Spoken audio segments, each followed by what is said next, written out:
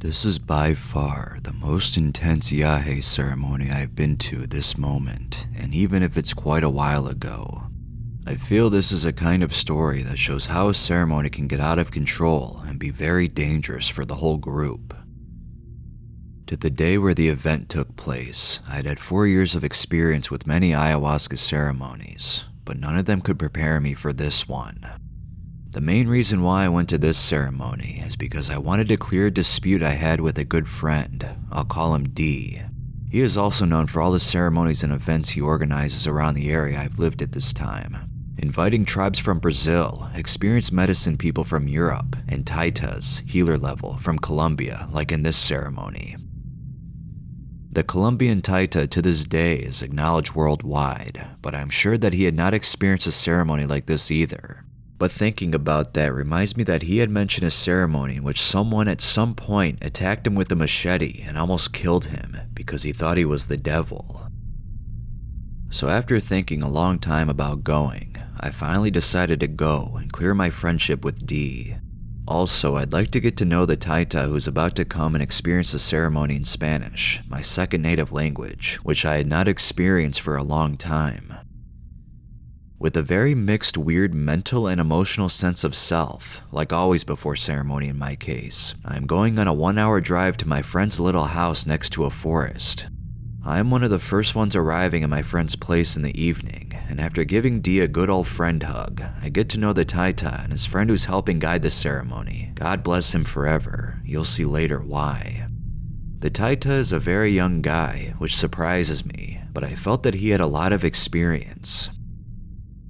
We are 8 people in the first night in a little garden house, so little that we perfectly fit in, 2 guys on each side.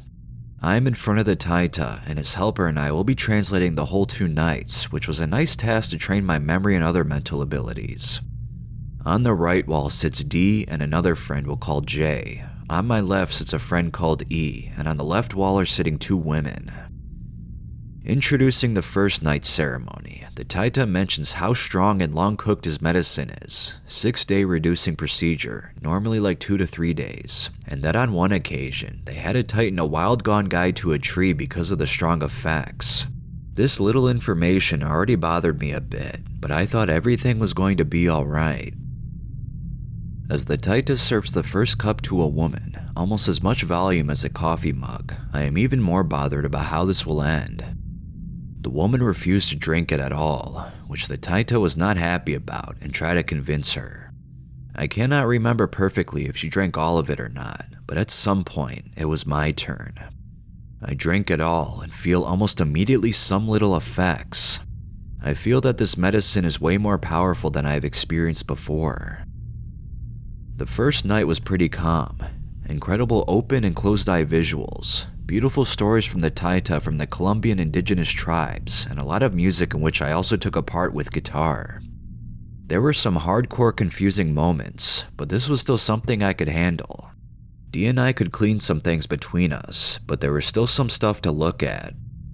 This night, almost everyone drank 2 cups. I'm sure everyone enjoyed this night very much, and I will not go into more details because the really intense night is the next one. The next day, everyone is happy and talking about their experiences. The Taita and I became very connected, and I'm also very good with the helper. I'll name him R. We have really nice conversations before the next ceremony. So the second night is always stronger than the first one, because the after effects of the medicine last some more days. Before we began, another participant came to us. After a little talk, we started, and the same huge cups were served to the group as the day before. In the force of the first cup, everything was still okay, but I felt with one more, it would be a pretty dangerous thing. We talked a lot and made music. I really enjoyed the stories of the Taita and the vibe of the group. 3 hours later, the Taita initiated the second cup round.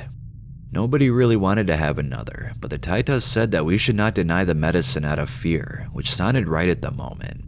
So this night, everyone took the second cup. In the beginning, everything felt under control, and I freestyled on the guitar like never before. At some moment, the medicine grew stronger and stronger and stronger.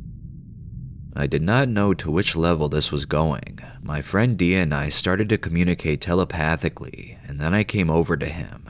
This was the deepest feeling of forgiveness I have ever felt. Both of us were in the same position, forgiving each other. I went back to my place and tried to center myself. Trying to get my head straight, I start to hear hesitating noises. Dee stood up and is completely naked. The Titan helper tried to calm him down and asked him to dress up again. I felt that Dee was totally out of it, and I got worried. At least they could make him put his pants back on, but the vibes remained with him. He was still standing when he rapidly headed to an open oven with a fire inside. The helper could drag him away, and Dee stopped trying this. After almost burning his head, Dee went outside and the Titan helper followed fast. I felt also responsible and came after them, finding them next to the outdoor kitchen when Dee headed towards me with the most frightening vibe I have ever felt. I could barely handle his view in my eyes, but I knew that I was holding him in that moment. Everything around us was standing still. Time went crazy. He asked me then to do a blood brother ceremony and wanted to get a knife. I tried to calm him down because having him have a knife in his hand was the last thing I wanted in his mental state. I could not get him off his idea and try to reverse the situation by allowing him to take a knife with the intention to take it in a relaxed way from him. He ran 3 steps to the kitchen to get a knife while the guides were trying to stop him. The medicine's effects were still getting stronger to the level I could not handle the moment anymore. The next thing I see when I get back to Earth is Dee trying to cut his throat with a knife already in his flesh, and the helper hooking his own t-shirt over his throat to make a deeper cut not possible. In this moment, Dee looked like he hung himself with the t-shirt, his face total white and without life. The most shocking moment of my life to this day. The helper was able to save Dee from suicide, and thanks to him, Dee only got a little cut on the left side of his throat, but his shirt had a certain amount of his blood all over. It did not bleed more, thank God. After this, everyone went inside again. The other 5 participants stayed inside during all the craziness outside.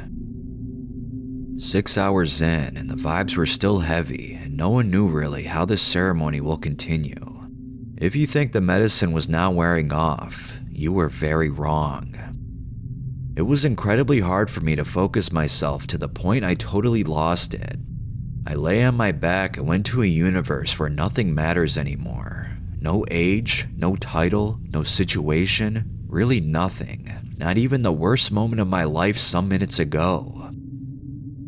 I started to laugh really hard at anything I took so serious in my life without end. Everyone was just listening to me. At one moment, the Taita started to play a song, but I interrupted him with stupid movements and sounds I know from another crazy friend. For me, it was pretty funny, but I'm sure not for the others. I never felt so free in my life like in this moment.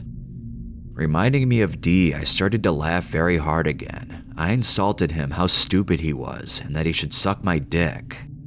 This is really a record night for me in many ways. This was also the most embarrassing moment in my life. Talking to Dee like this after he almost killed himself, but there was really nothing I could take for serious anymore. It was beyond insanity, but a state of consciousness I had the chance to learn a lot from. Time was standing completely still. I had my eyes open, and I felt like I was flying in the universe, floating in existence itself. Infinity felt incredibly beautiful, and all weight I ever had went off my shoulders. A feeling way beyond being able to describe in words. A whole different reality. I thought that I had transcended. I will be in this realm forever, and accepted this. 10 hours in, out of nothing, I wake up laying on my side, opening my eyes, and realizing that I'm still tripping balls. The timeless dimension went away, but even after sleeping some hours, I needed a lot of effort to stay at least kind of stable. I realized everything that happened some hours ago, and couldn't and didn't want to believe it was all real. Fuck. As I tried to sit up straight, Jay said pretty sarcastically, my observation, "Good morning."